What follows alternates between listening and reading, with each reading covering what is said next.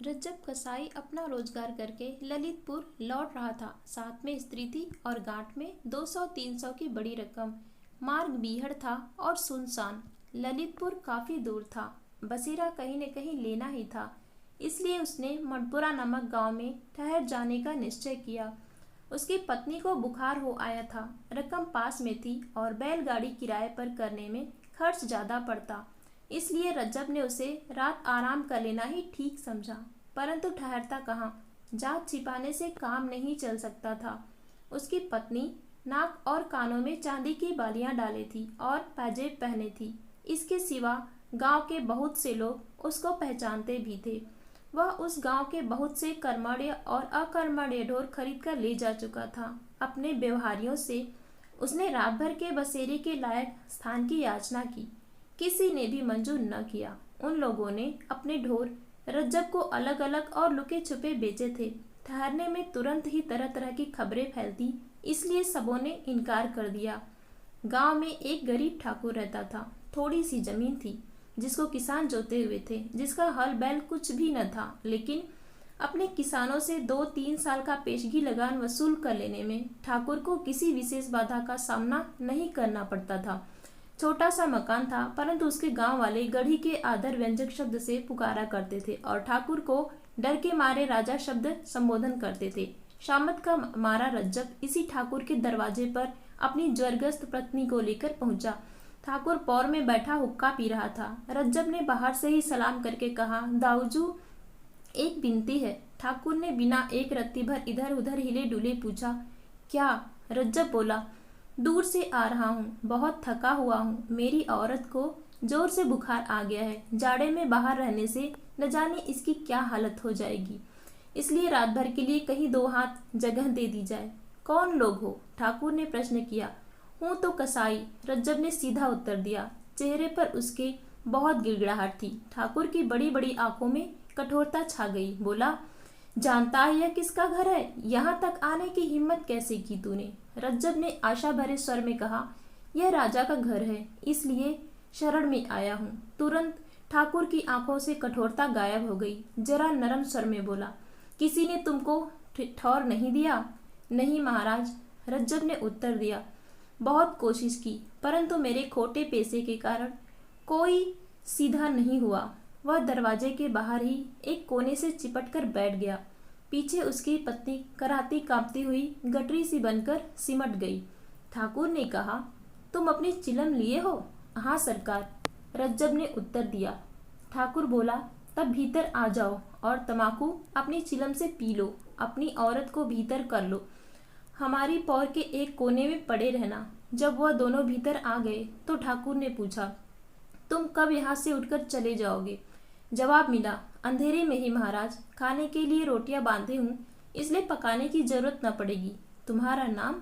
रज्जब।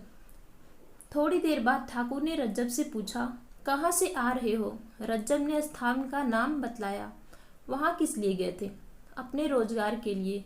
काम तुम्हारा बहुत बुरा है। क्या करूं? पेट के लिए करना ही पड़ता है। परमात्मा ने जिसके लिए जो रोजगार नियत किया है वही उसको करना पड़ता है। क्या नफा हुआ? प्रश्न करने में ठाकुर को जरा संकोच हुआ और प्रश्न का उत्तर देने में रज्जब को उससे बढ़कर। रज्जब ने जवाब दिया, महाराज, पेट के लायक कुछ मिल गया है, यूं ही। ठाकुर ने इस पर कोई जिद नहीं की। रज्जब एक क्षण बाद बोला, बड़े भोर उठकर चला जाऊंगा, तब तक घर के लोगों की तबीयत भी अच्छी हो जाएगी। इसके बाद दिन भर के थके हुए पति पत्नी सो गए। काफी रात गए। कुछ लोगों ने एक बंधे इशारे से ठाकुर को बाहर बुलाया। एक फटी सी रजाई ओढ़े ठाकुर बाहर निकल आया। आगंतुकों में से एक ने धीरे से कहा, दाऊजू, आज तो खाली हाथ लौटे हैं। कल संध्या का सगुन बैठा है। ठाकुर ने कहा, आज जरूरत थी, खैर कल देखा जाएगा। क्या कोई उपाय किया था? हाँ, आगंतुक बोला, एक कसाई रुपए की मोट बांधे इसी ओर आया है, परंतु हम लोग जरा देर में पहुंचे, वह खिसक गया। कल देखेंगे। जरा जल्दी ठाकुर ने घृणा सूचक स्वर में कहा, कसाई का पैसा न छुएंगे। क्यों? बुरी कमाई है, उसके रुपए पर कसाई थोड़ी लिखा है। परंतु उसके व्यवसाय से वह रुपया दूषित हो गया। रुपया तो दूसरों का ही है, कसाई के हाथ आने से रुपया कसाई नहीं हुआ। मेरा मन नहीं मानता, वह अशुद्ध है, हम अपनी तलवार से उसको शुद्ध कर लेंगे। ज़्यादा बहस नहीं हुई। ठाकुर ने सोचकर अपने साथियों को बाहर का बाहर ही टाल दिया। भीतर देखा, कसाई सो रहा था और उसकी पत्नी भी।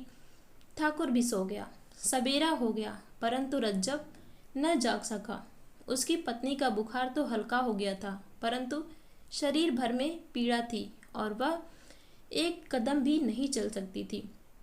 ठाकुर उसे वहीं ठहरा हुआ देखकर कुपित हो गया। रज्जब से बोला, मैंने खूब मेहमान इकट्ठे किए हैं। गांव भर थोड़ी देर में तुम लोगों को मेरी पौर में टिका हुआ देखकर तरह तरह की बकवास करेगा। तुम बाहर जाओ इसी समय। रज्जब ने बहुत विनती की, परंतु ठाकुर न माना। यद्यपि गांव भर उसके दबदबे को मानता था, परंतु अव्यक्त लोकमत का दबदबा उसके भी मन पर था। इसलिए रज्जब गांव के बाहर सपत्नी एक पेड़ के नीचे जा बैठा और हिंदू मात्र को मन ही मन कोसने लगा। उसे आशा थी कि आज पहर में उसकी पत्नी की तबीयत इतनी स्वस्थ हो जाएगी कि वह पैदल यात्रा कर सकेगी, परंतु ऐसा न हुआ। तब उसने एक गाड़ी किराए पर कर लेने का निर्णय किया। मुश्किल से एक चमार काफ़ी किराया लेकर ललितपुर गाड़ी ले जाने के लिए राजी हुआ। इतने में दोपहर हो गई। उसकी पत्नी को जोर का बुखार हो आया। वह जाड़े के मारे थर थर काँप रही थी। इतनी कि रज्जब की हिम्मत उसी समय ले जाने की न पड़ी। गाड़ी में अधिक हवा लगने के भय से रज्जब ने उस समय तक के लिए यात्रा को स्थगित कर दिया, जब तक कि उस बेचारी की कम से कम कपकपी बंद न हो जाए। घंटे डेढ़ घंटे बाद उसकी कपकपी बंद तो हो गई, परंतु ज्वर बहुत तेज हो गया। रज्जब ने अपनी पत्नी को गाड़ी में डाल दिया और गाड़ीवान से जल्दी चलने को कहा। गाड़ीवान बोला, देर भर तो यहीं लगा दिया, अब जल्दी चलने को कहते हो। रज्जब ने मिठास के स्वर में उससे फिर जल्दी करने के लिए कहा। वह बोला, इतने किराए में काम नहीं चलेगा, अपना रुपया वापस लो, मैं तो घर जाता हूँ। रज्जब ने दांत पीसे कुछ क्षण चुप रहा। सचेत होकर कहने लगा, भाई, आफत सबके ऊपर आती है। मनुष्य मनुष्य को सहारा देता है, जानवर तो देते नहीं। तुम्हारे भी बाल बच्चे हैं, कुछ दया के साथ काम लो। कसाई को दया पर व्याख्यान देते हुए सुनकर गाड़ीवान को हंसी आ गई। उसको टस से मस न होता देख रज्जब ने और पैसे दिए। तब उसने गाड़ी हाँकी। 5-6 मील चलने के बाद संध्या हो गई। गांव कोई पास में न था। रज्जब की गाड़ी धीरे धीरे चली जा रही थी। उसकी पत्नी बुखार में बेहोश सी थी। रज्जब ने अपनी कमर टटोली, रकम सुरक्षित बंधी पड़ी थी। रज्जब को स्मरण हो आया कि पत्नी के बुखार के कारण आंटी का कुछ बोझ कम कर देना पड़ा है, और स्मरण हो आया गाड़ीवान का वह हट, जिसके कारण उसको कुछ पैसे व्यर्थ ही देने पड़े। उसको गाड़ीवान पर क्रोध आया। उसने गाड़ीवान से बातचीत करके रास्ता काटने की कामना की। वार्तालाप आरंभ किया। गांव तो यहाँ से दूर मिलेगा, बहुत दूर, वहीं ठहरेंगे। किसके यहाँ? किसी के यहाँ भी नहीं, पेड़ के नीचे। कल सवेरे ललितपुर चलेंगे। कल को फिर पैसा मांग उठना। कैसे मांग उठूंगा? किराया ले चुका हूँ, अब फिर कैसे मांगूंगा? जैसे आज गांव में हट करके मांगा था। ललितपुर होता तो बतला देता। क्या बतला देते? क्या सेंतमेत गाड़ी में बैठना चाहते थे? क्यों बे, क्या रुपया देकर भी सेंतमेत का बैठना कहता है? जानता है मेरा नाम रज्जब है। अगर बीच में गड़बड़ करेगा नालायक, तो यही छुरे से काट कर फेंक दूंगा और गाड़ी लेकर ललितपुर चल दूंगा। रज्जब को क्रोध को प्रकट करना नहीं चाहता था, परंतु शायद अकारण ही वह भली भांति प्रकट हो गया। गाड़ीवान ने इधर उधर देखा। अंधेरा हो गया था, चारों ओर सुनसान था। आसपास झाड़ी खड़ी थी।